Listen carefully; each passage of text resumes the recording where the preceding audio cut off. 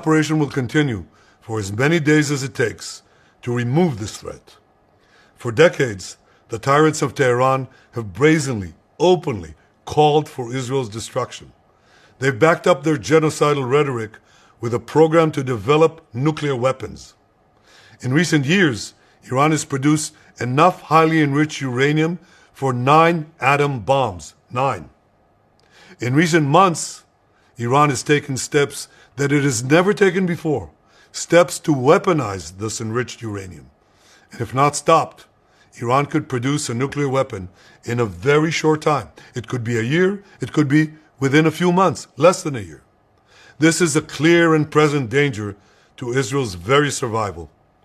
80 years ago, the Jewish people were the victims of a Holocaust perpetrated by the Nazi regime. Today, the Jewish state refuses to be a victim of a nuclear Holocaust perpetrated by the Iranian regime. Now, as Prime Minister, I've made it clear time and again, Israel will never allow those who call for our annihilation to develop the means to achieve that goal. Tonight, Israel backs those words with action.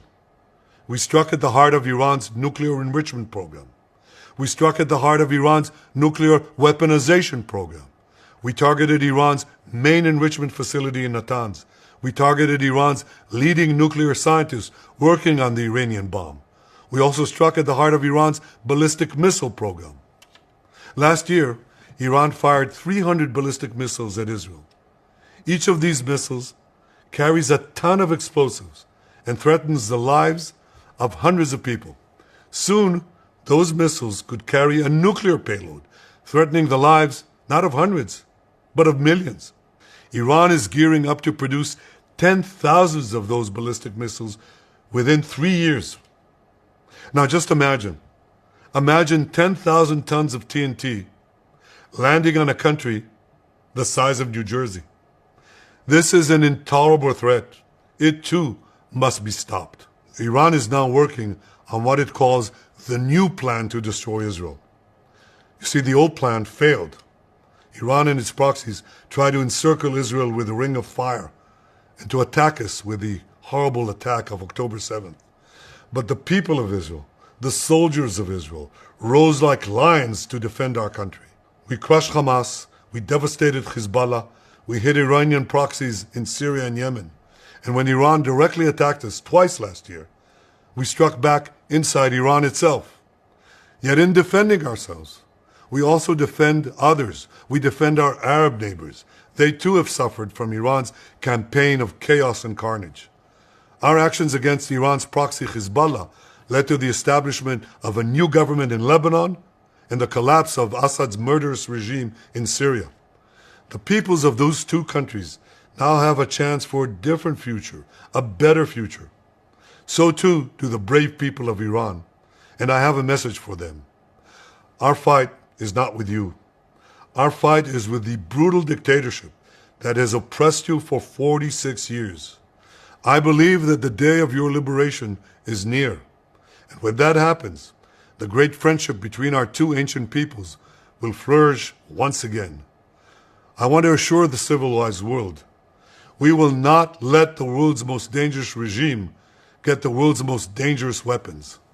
And Iran plans to give those weapons, nuclear weapons, to its terrorist proxies. That would make the nightmare of nuclear terrorism all too real. The increasing range of Iran's ballistic missiles would bring that nuclear nightmare to the cities of Europe and eventually to America. Remember, Iran calls Israel the small Satan. It calls America the great Satan.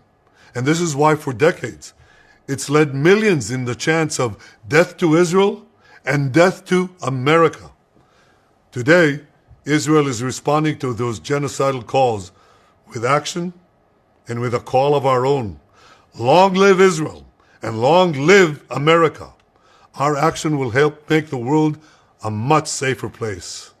I want to thank President Trump for his leadership in confronting Iran's nuclear weapons program. He has made clear time and again that Iran cannot have a nuclear enrichment program. Today, it is clear that Iran is just buying for time.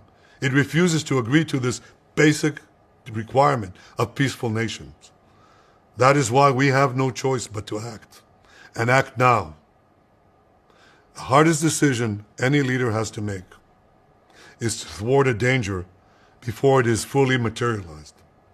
Nearly a century ago, facing the Nazis, a generation of leaders failed to act in time. They were paralyzed by the horrors of World War I. They were determined to avoid war at all costs, and they got the worst war ever. They adopted a policy of appeasement. They closed their eyes and ears to all the warning signs. That failure to act resulted in World War II, the deadliest war in history. It claimed the lives of 60 million, including 6 million Jews, a third of my people. After that war, the Jewish people and the Jewish state vowed, never again. Well, never again is now. Today, Israel has shown that we have learned the lessons of history. When enemies vow to destroy you, believe them. When enemies build weapons of mass death, stop them. As the Bible teaches us, when someone comes to kill you, rise and act first. This is exactly what Israel has done today. We have risen like lions to defend ourselves. Over 3,000 years ago, Moses gave the people of Israel a message that has steeled their resolve ever since. Be strong and courageous, he said. Today, our strong and courageous soldiers and people stand together to defend ourselves against those who seek our destruction. And by defending ourselves, we defend many others, and we roll back a murderous tyranny.